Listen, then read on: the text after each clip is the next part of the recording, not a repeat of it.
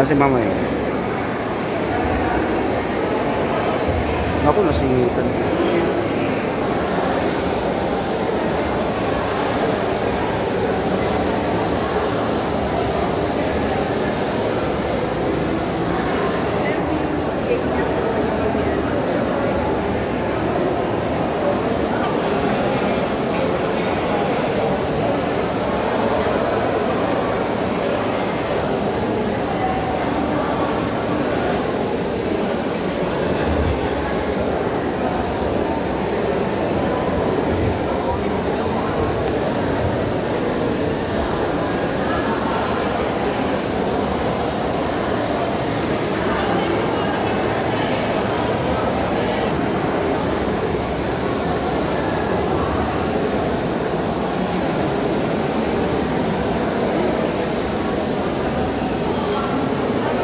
Tama. Malabo rin mata mo eh. Yung dumaan na yun, nandun mo.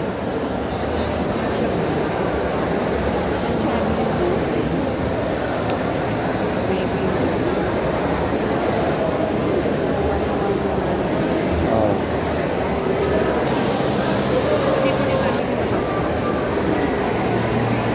Ay, madami ba?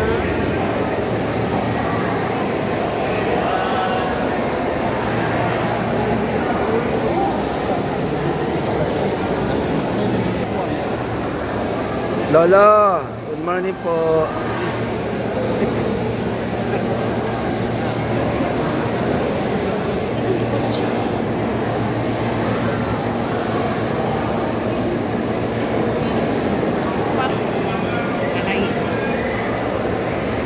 Active na active yan.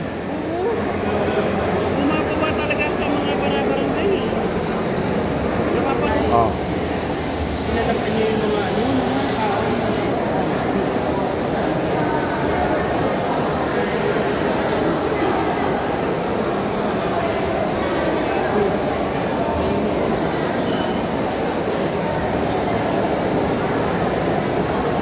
Si Awi Siya, mga kababayan.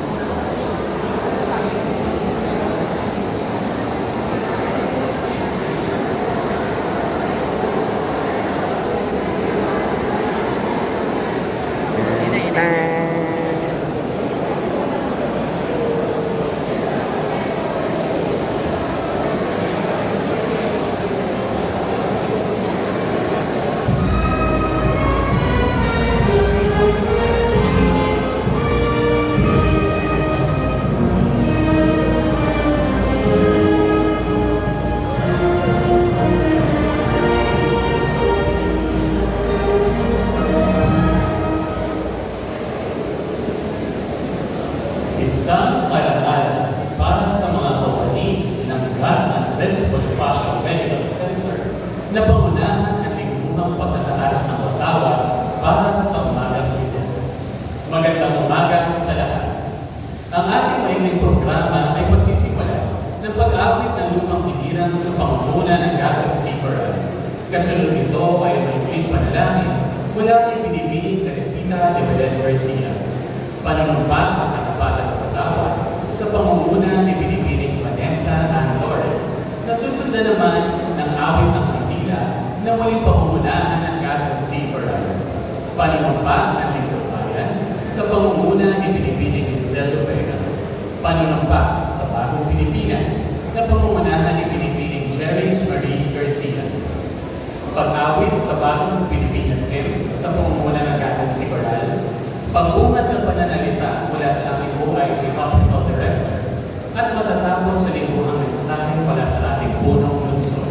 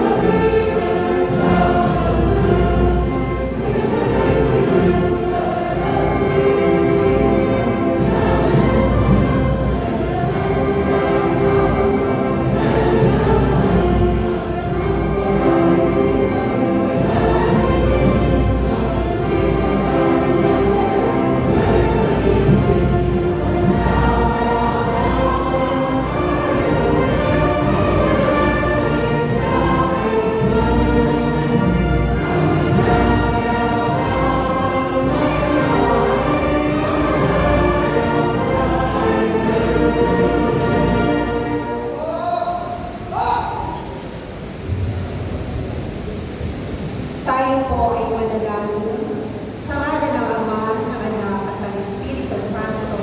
Amen. Aming dakilang Diyos, kami po ay nagpapasalamat sa panibagong araw na inyong pinagdaloy. Salamat sa buhay, sa kalusugan, at sa pagkakataong makapaglingkod sa aming bayan.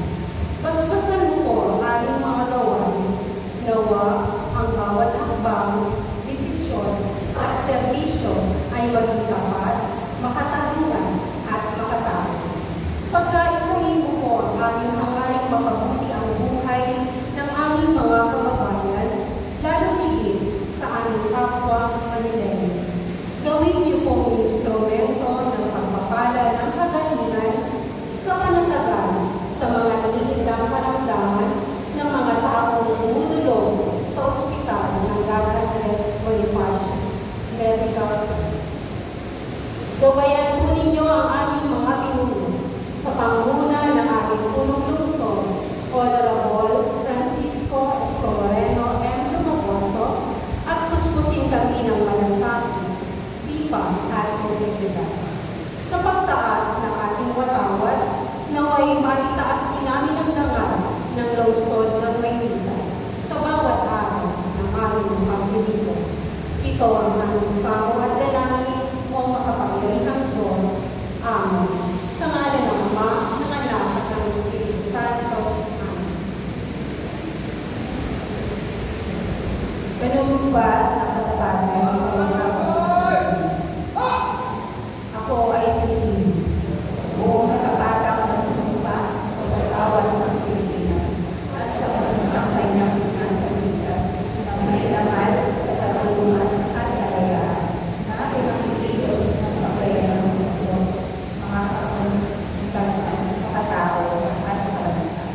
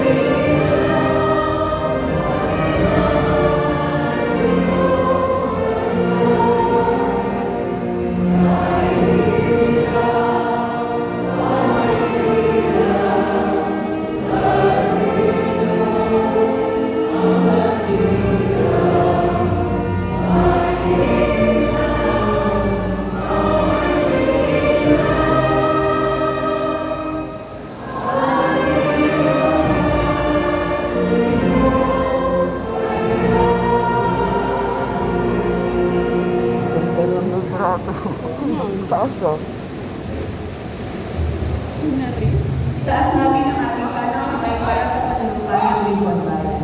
Ako ay isang lingkod bayan. Pangangalagaan ko ang tiwalang ipinagkaloob ng mamamayan. Maglilingkod ako na may malasakit, katapatan at kausayan na walang pinipiling. Magiging mabuting halimbawa ako at magbibigay ng pag-asa at inspirasyon sa aking kapwa lingkod bayan. Lilinawin ko ang aking sariling kakayahan upang sa lahat ng panahon ay mapaglingkuran ko ng buong kausayan ng isang bayanan. Hindi ako makikibahagi sa mga katiwalian ng pamahalaan, pipigilan at isisiwalat ko ito sa pamamagitan ng tama at tampok na pamamaraan. Isasabuhay ko ang isang lingkod bayang makadiyos, makatao, makakalikasan at makabansa. Tutugon ako sa mga hamon ng mga bagong panahon tungo sa adikain ng matatag, maginhawa at panatag na buhay. Sa mga tungkuin at hangarin ito, kasihan nawa ako ng may kapal. Panatiling nakataas ang panamamay para sa pagbukas sa bagong Pilipinas. Bilang Pilipino, buong pagmamalaki ko isa sa buhay ang bagong Pilipinas. Buhay sa akin ito ang lalong dakila, pagiging at may lahat. Palaging dadalhin sa puso, isip at diwa ang aking pagmamahal sa kulturang sa bayang sinilangan. Kaisa ng bawat mamamayan, iaalay ko ang aking talino at kasanayan sa pagpapaunlad ng aking bayan. Taglay ng galing ng naaayon sa mga pandaigdigang pamantay. Magiging instrumento ako sa pagsulong ng kagalingan, karunungan at kapayapaan. Makikiisa at makikilahok ako sa mga adhikain ng pamahalaan dahil ang kaunlaran ay hindi lang ang responsibilidad ng kabilan. Isusulong at pangangalagaan ko ang karangalan, kalayaan at interes ng aking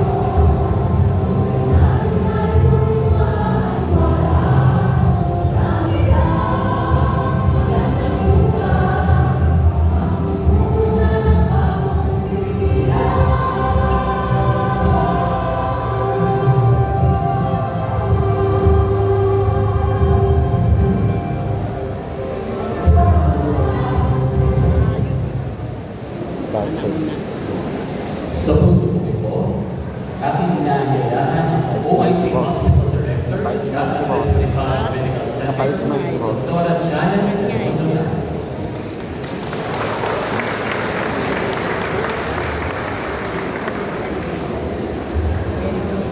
Ating malugod na pagbati sa ating TV, Pulong Lungsod, Magalang Francisco Isto Moreno de Mogoso, ating City Administrator, Attorney Eduardo Ward Iquitos XIV, Secretary to the Mayor, Mr. Manuel Sarca, mga kasabi ng sanggunian ng Panlusod ng Maynila, mga sa lahat ng tanggapan ng lungsod at kaagapay natin hospital. Sa inyong lahat, magandang umaga.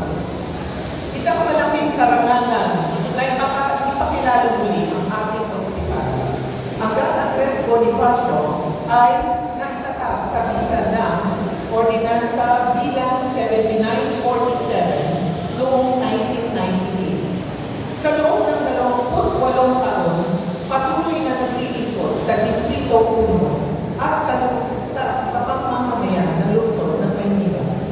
Ang Andres Bonifacio ay isang 150-bed capacity hospital maliban sa serbisyong itataguyod ng Level 1 Hospital. Ito ay naghahatid ng iba pang specialistang serbisyong medikal tulad ng infectious disease control, endocrinology, hematology, pediatric and adult neurology, pediatric and adult nephrology, thoracocardiovascular surgery, hemodialysis treatment program, at iba. Ang ating hemodialysis program ay sa pamamagitan ng Flora B. Balisto Shomo Dialysis Center, kung saan tayo ay nagbibigay ng libreng hemodialysis treatment sa mga may sakit sa bato. Mula Enero hanggang Mayo nitong taon, umabot sa 22,275 o 72% ng ating target para sa unang 6 na buwan ng taon. Para sa 380 pasyenteng regular na nangangailangan ng life-saving treatment nito. Kasabay nito, patuloy natin ipinagkaloob ang libreng hatid sundo sa humigit kumulang ng 55 na pasyente na sinimulan ng ating utiling punong lungsod. Palakpakan po natin upang mas maging maayos, magaang at ligtas sa kanilang pagpapatungo. Bilang sandigan ng legalidad, patuloy ang ating modernisasyon kabilang ang outpatient queuing system, PhilHealth on-site registration, electronic medical records, sa pamamagitan ng IOPS Plus na mandato ng Department of Health, email training at iba't iba pang capacity training programs. Nakamit din natin ang makakalagang pagkilala mula sa Department of Health tulad ng Hall of Fame Award bilang Mother-Child Friendly Facility, Information Communication Technology Upgrade mula sa PhilHealth Hall of Fame Award? PCares Pro NCR Health Facility Choice Award sa ngalan ng Universal Healthcare Law, Infectious Unit Expansion, Manila Dialysis Center, Specialty Center Modernization, Community Medical Missions, at mula sa lungsod ng Maynila, Gold Standard of Recognition for PhilHealth Hospital Charge Revenue Collection. Isa kasalukuyan, nakapagtala po tayo ng 75 to 94% accomplishments sa iba't ibang sangay ng serbisyo sa ospital. Itinagagalak po namin ibalita na sa loob lamang po ng 5 buwan itong taon, ating nalampasan ang itinakdang PhilHealth Hospital Charge Revenue Target na umabot na po sa 61.6 billion pesos, katumbas sa 123.18% accomplishment. Kumpara po sa 42 million pesos na parehong panahon noong 2025.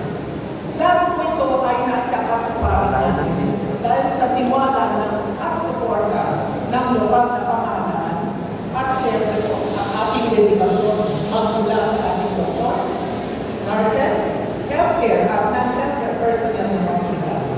Sa ngalan ng Juan Andres Bonifacio Medical Center, taos-puso po kami nagpapasalamat sa lungsod ng Maynila. At sa puntong ito, ating pong mainit na salubungin ang ating kagalang-galang na punong lungsod, Francisco Isko Moreno Lomonoro.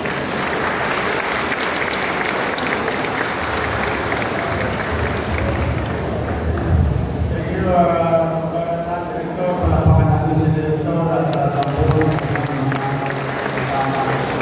Magandang umaga sa inyong lahat. Good morning! Pasensya na kayo, pinagpakasakali ko na baka tumuloy yung ulan. Dahil kanina nakakasuha ulan, baka makasakit, magkasakit kayo. Ayaw ko kayo magkakasakit. Kaya ganito tayo kayo maalinsangan naman. Alam ko pagkakainit, ulan, yung sinaw ng lupa, baka lalo kayo magkakasakit. So that's why tayo ngayon sa Bulwaga.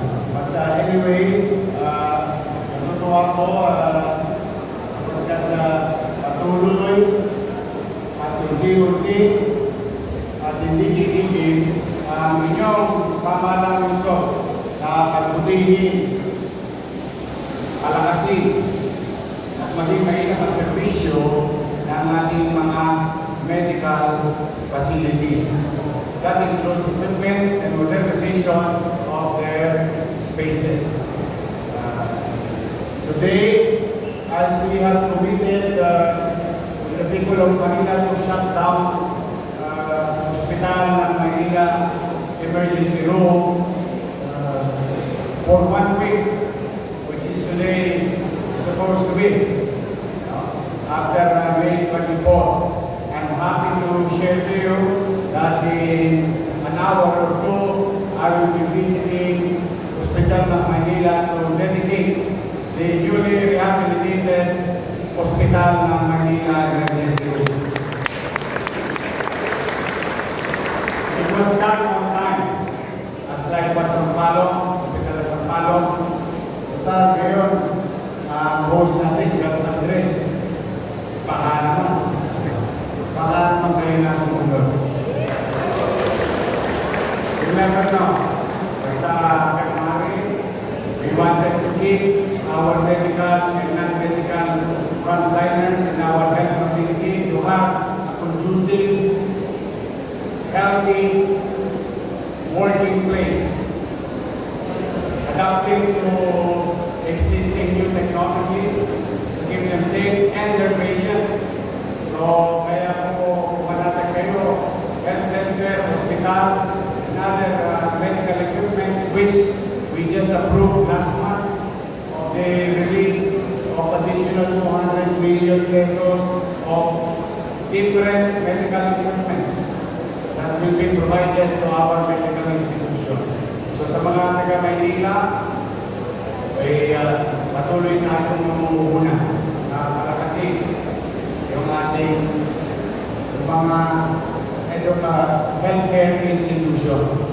So, paalala ko na, ngayong Hunyo ay may kampanya ang Estado at lokal na pamahalaan, yung ligtas-ligtas. So, mangyari ba na kami mga kilala kayo, kayo magtungo na sa mga ospital, katulad ng Juan Andres Bonifacio, at saka health center natin para sa pagpapakuna ng ating mga bata sa lungsod ng Maynila. Again, I would like to recognize the members of the City Council. Palakpakan natin sila. At lahat kayo, ngayong lingkong to, masusubukan na natin yung sakripisyo ginawa ninyo dyan sa paligid ng City Hall. Natutuwa naman ako dahil mabilis nagagawa ang bawat portion. Testing na natin kung totoo ba o pwede ba. At kung kulang pa, we will continue to develop our training system outside of City Hall. But we started in our own backyard. Sa Taloy mismong loob ng bakuran natin. So, to Juan Andres Public servants, thank you very much for delivering quality service to our people. Although, hanggang isa sa pinaka-challenge na ospital dahil maraming mga mahihirap tayong kababayan na umaasa sa Gat Andres Bonifacio Hospital. Kaya, wala pong ibang ipag-iusap sa inyo is lawakan nyo lang ang inyong damdamin, luwagan ang inyong puso, at pangunawa. Ang taong may sakit, mahirap man, middle class o mayaman, walang maunawaan at ang alam lang niya, meron siyang nararamdaman hindi maganda.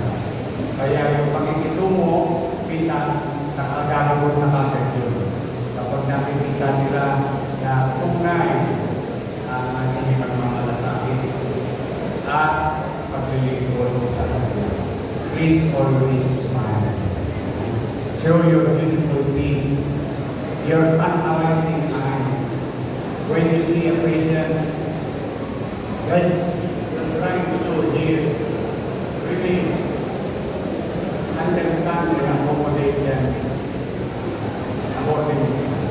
Minsan ang hinihingi lang ng ating mga kababayan yung maramdaman yung malasakit sa hindi tayo magiging perfecto, pamisa-misa tutulog tayo sa mga gastusin, pero huwag na tayo magtipid, total wala namang bayad kung paano makikukuhan ng masaya at maliwalas ang ating mga kababayan.